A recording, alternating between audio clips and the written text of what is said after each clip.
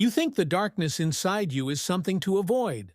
But what if I told you it's the only place you'll ever find the light?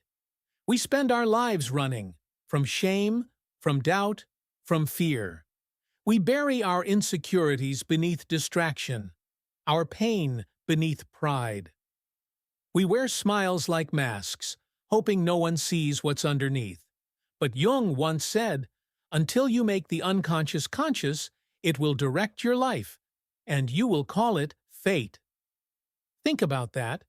What if the reason you're stuck isn't because you're weak, or broken, or lazy, but because you're afraid to look inward? Afraid of what you might find when the noise fades and the mirror reflects back a truth you were never taught to face? We live in a world that worships light, success, positivity, confidence. But what about the shadows? The parts of you you were told to hide, the grief you never spoke, the anger you swallowed, the dreams you abandoned to fit into a life that doesn't even feel like yours. Jung didn't believe in running from the shadow. He believed in facing it, integrating it, because in your shadow lives your power. The emotions you repress are not your enemies. They are messages, whispers from a deeper part of you begging to be heard. But it's not easy, because fear wears many masks. Sometimes it looks like procrastination. Sometimes it looks like perfectionism. Sometimes it looks like silence. Have you ever wondered why you keep repeating the same patterns? The same toxic relationships, the same dead-end jobs, the same spiral of guilt after you've messed up again? It's not bad luck. It's not fate. It's the shadow pulling the strings. Jung believed the shadow is not evil, only ignored. It contains all the parts of you that were never welcomed into the light. Your vulnerability, your rage, your sensuality, your creativity, your truth. But we're conditioned to fear truth, because truth demands change, and change demands courage. The kind of courage that requires you to sit in the dark, with yourself. No distractions, no validation, no escape. Just you and the things you've avoided for far too long. And that's terrifying, isn't it? To be alone with the parts of yourself you don't understand. But here's the paradox. Until you do that, you will never be whole. You will always feel like something's missing. Because it is. What's missing is you, the real you, not the version that pleases others, not the one that performs strength to survive, but the wild, raw, unfiltered soul buried beneath the noise. Carl Jung didn't offer easy answers. He wasn't selling happiness. He was offering liberation, but it comes at a cost.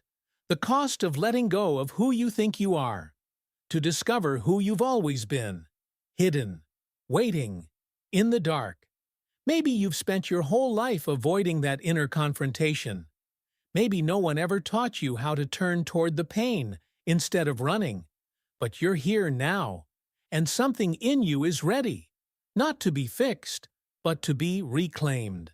Jung once said, one does not become enlightened by imagining figures of light, but by making the darkness conscious.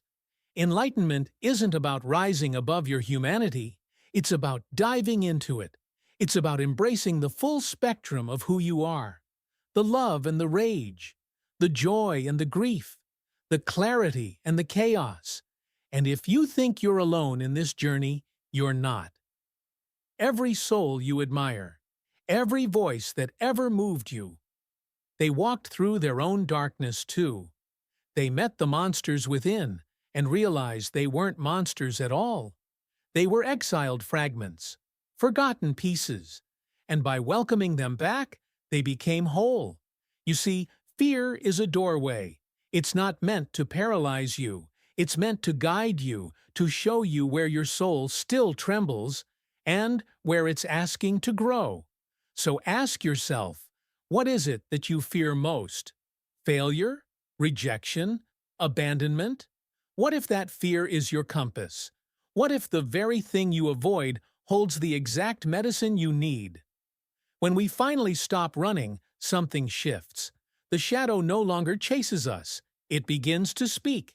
And what it says is this: "You are not broken. You are buried. Come find yourself." And yes, the journey will be uncomfortable.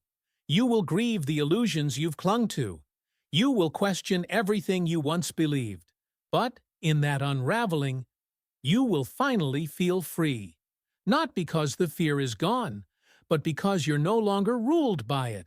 You've faced it, held its hand, and walked through.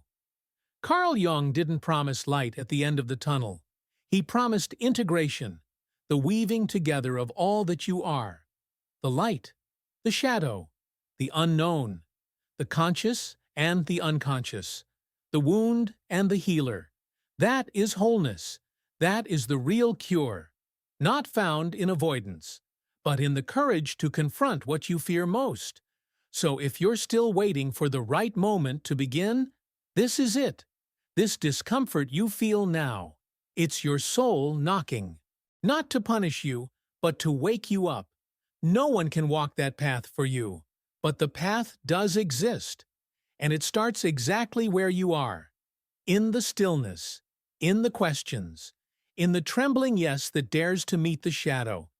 Because what you fear the most is where your freedom begins. And maybe, just maybe, the darkness was never there to hurt you. It was there to lead you home. If this message resonated with you, take a moment to reflect. And if you found value here, consider liking the video and subscribing to the channel.